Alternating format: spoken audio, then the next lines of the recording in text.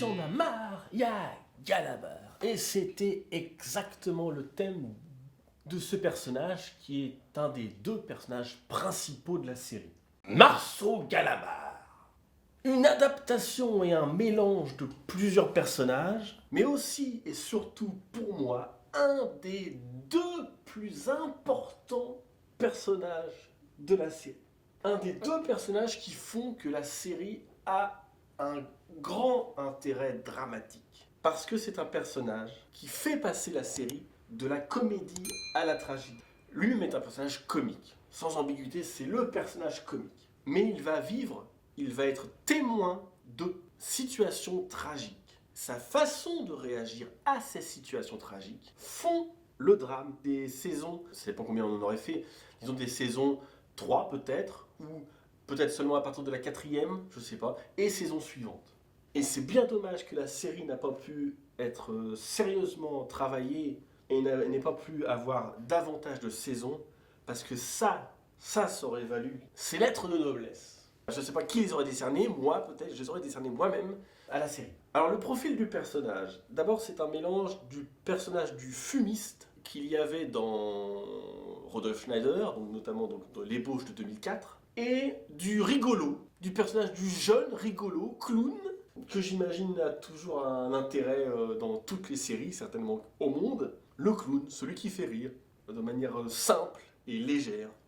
Alors c'est une adaptation également, parce qu'à la base le personnage était plus jeune. Le personnage de Bruno Galabar, il était censé être plus jeune, ça expliquait un peu plus facilement son insouciance. Pour être sûr d'avoir ce rôle-là dès la première saison, et que le personnage soit vu fréquemment dans la série, j'ai accédé à la requête de l'acteur qui s'est présenté pour le jouer, même si en l'occurrence j'ai eu deux personnes possibles pour ce rôle-là. Il y a une personne qui n'a pas donné suite, elle est venue au casting, elle pouvait convenir, mais finalement elle n'est pas revenue, elle n'a pas donné de nouvelles, personne ne fait ce qu'elle veut. Et l'acteur qui a été choisi, qui m'a clairement fait comprendre que le rôle était fait pour lui, qu'il le voulait pour lui, qu'il trouvait que ça lui correspondait à fond, et limite, si jamais il n'y avait pas d'autre rôle, il n'aurait pas voulu jouer du tout dans la série. Ce qui est son droit, hein, il fait ce qu'il veut, c'est pas un blâme, c'est simplement exprimer les faits. Et ok, je pensais que la bonhomie de l'acteur pouvait se transmettre au personnage, donc c'était très bien. Donc j'ai accepté, c'est comme ça que le personnage s'est translaté de ce jeune Bruno d'une vingtaine d'années à ce Marceau de 40-50 ans.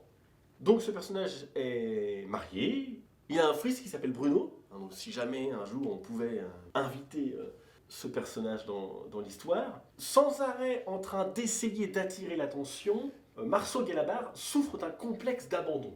Ce qui est déjà un élément tragique qui peut... il prend tout à la rigolade, mais il y a déjà des graines d'intérêt pour le personnage. Donc ce complexe le pousse à essayer constamment d'amuser les autres. Avec un succès qui est quand même très mitigé. Parce que même si, moi je trouve, et j'espère que ça sera bien compris comme ça, c'est un personnage extrêmement léger, avec des blagues légères. C'est la répétition des blagues. C'est son côté invasif qui le rend lourd du point de vue des autres personnages. Normalement, le public devrait le voir comme léger. Notamment parce qu'on le voit pas 24 heures sur 24 en train de faire des blagues. On comprend. Mais comme les épisodes durent 3 minutes 30, dans l'idéal, dans les premières saisons, on ne se serait pas dit « Ah, il est lourd, il fait sans arrêt la même blague ».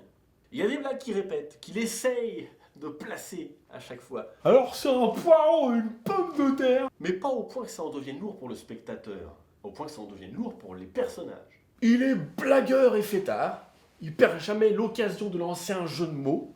J'avais un collègue comme ça d'ailleurs qui plaçait d'excellents jeux de mots. Qui ne travaille plus avec moi non plus.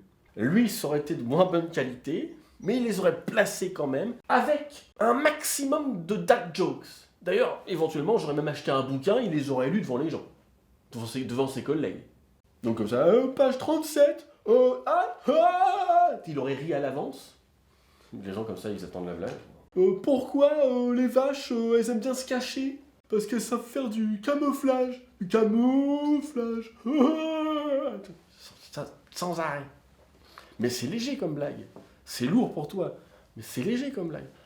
Et pour beaucoup, de mon point de vue, dans l'ambiance gay du bureau, tout du moins donc dans la saison 1, la saison 2, peut-être la saison 3, peut-être qu'il aurait été les quelques sourires dans les saisons suivantes.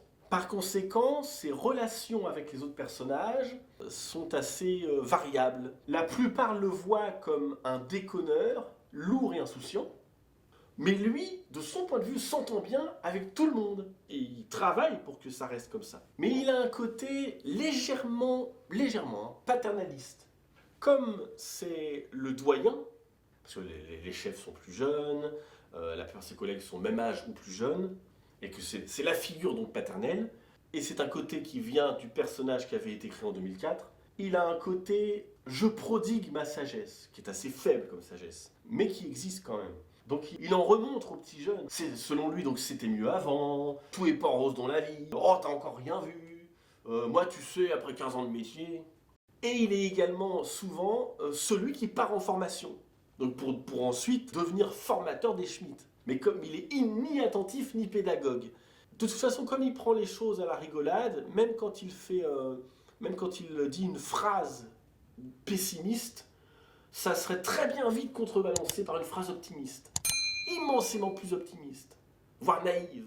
Partout où il est passé dans sa carrière, ça a été le grand déconneur. Il a été clown, puis représentant de commerce, et il a réussi un concours pour entrer dans la police. Il n'a pas quitté, mais il a changé très souvent de service. Généralement, dès qu'on commence à lui demander trop de travail, ou que l'ambiance se dégrade, que ça rigole moins. Donc il a été îlotier, gardien de prison et surveillant à la morgue. Et donc il arrive dans les Schmitt, en fait. C'est un des premiers dans les Schmitt parce que justement l'ambiance à la morgue devient de moins en moins intéressante. Dans le bureau, il est partisan du moindre effort, il lit le journal, il écoute la radio, il se planque dès que ça chauffe, il connaît toutes les combines pour éviter d'aller sur le terrain, voire simplement éviter le travail en règle générale. Il se flatte d'avoir accumulé seulement 12 jours sur le terrain depuis son entrée en fonction. Donc forcément, c'est quelqu'un qui discute beaucoup de sujets extra-professionnels. Ce qui est intéressant parce que justement la série ne se voulait pas, surtout au début, ne se voulait pas parler sans arrêt boulot. Ça se passe dans une administration, le bureau administratif est un prétexte, mais il faut que ça parle de la vie de tous les jours, ce qui est toujours beaucoup plus intéressant et qui permet beaucoup plus d'épisodes. Donc c'est un consommateur de comédie télévisée ou théâtrale, et il se serait bien vu d'ailleurs monter sur les planches un jour. Il a une petite famille qui l'emmène très régulièrement à divers parcs d'attractions. Il revient d'ailleurs de ces parcs avec des souvenirs plein la tête et des étoiles plein les yeux. Il est volontaire pour aider à un déménagement, pour faire du covoiturage, pour dérider un collègue. Donc ça reste quelqu'un de serviable. Et ses loisirs sont autant le fait d'un contrepoids à son métier, austère, voire macabre, que son caractère joyeux. Et c'est pour ça que moi je trouve le personnage très intéressant dans un drame qui passe du rire à la sueur froide, qui passe de la comédie à la tragédie. Parce que le public va s'attacher facilement à lui. C'est le personnage qui sourit tout le temps entraîne une compassion énorme chez le public le jour où il ne sourit plus. Et ça, faut le comprendre, et c'est pour ça que j'ai très peu insisté. Comme je voulais que ça marche vite, et qu'on fasse un maximum d'épisodes, pour ensuite travailler sur de l'improvisation, pour ensuite développer les personnages ensemble, pour ensuite travailler au scénario ensemble, mais qu'il fallait que les 10-15 premiers épisodes fixent clairement les personnages, fixent clairement les bases, introduisent l'ambiance, introduisent les personnages. Il fallait que ça passe par là. Donc comme j'ai voulu que ça aille vite, j'ai fait très peu de formation. Il a fallu prendre les rôles et prendre le tournage aussitôt. J'ai pas donné de cours de théâtre à qui que ce soit. Quasiment pas. Sauf aux deux personnages que moi j'estime principaux, donc notamment Galabar et Maheu, parce que ce sont les personnages dont l'attitude change au fil des saisons. Les autres auraient pu peu varier, ou on aurait pu travailler leur variation au fil des saisons. Eux, je savais d'où ils venaient et je savais où je voulais les emmener. Je connais un petit peu la psychologie du public, parce que ça m'intéresse et que j'ai fait un peu de scène, Et parce que sans avoir une grande culture, bah, j'ai quand même vu des films et j'ai analysé, je sais comment ça se passe, je sais comment ça marche. Le personnage qui passe son temps à déconner, le jour où il déconne plus, même si c'est par son absence à l'écran, même si c'est parce qu'on entend sans arrêt sa voix et tout d'un coup on ne l'entend plus. Donc même si c'est par une absence, le public s'en aperçoit. Ce sont des personnages dont on remarque l'absence, si paradoxal que ça puisse paraître. Donc ce personnage-là, je le voulais parler je voulais qu'il parle sans arrêt, je voulais qu'il rie sans arrêt, je voulais qu'il sourie sans arrêt, je voulais qu'il crève l'écran. Parce que le jour où il crève plus l'écran, le public est inquiet. Il est inquiet pour lui et il est inquiet pour toute l'ambiance du bureau. Donc c'est pour ça que j'ai indiqué très peu le jeu aux acteurs, j'en conviens. J'aurais dû le faire plus, mais les rares fois où j'ai repris des acteurs, c'était les acteurs de Patrick Maheu et de Galabar. Non, plus décolleur, plus décolleur. Plus souriant, souriant quand il parle, il sourit pour un rien. Il est limite béat. Et ça, j'insistais là-dessus. Et c'est une des raisons pour lesquelles j'ai coupé court au Schmitt d'ailleurs. Parce que comme ça, c'était pas assez... L'un n'était pas assez déconneur, l'autre n'était pas assez violent, ça m'a conforté, c'est pas ça qui m'a fait arrêter, mais ça m'a conforté dans l'idée, on arrête les frais. Tant qu'ils déconneront pas plus, tant qu'ils seront pas plus violents, tant que ça crèvera pas l'écran, la sauce prendra pas. Après, je regrette pas, l'acteur en question, c'est quelqu'un que je trouve sympa, que j'aime bien, hein, peut-être pas réciproque, mais moi j'aime bien. On aurait étudié un nouveau rôle, ou une nouvelle histoire, ou un nouveau projet ensemble, sans problème.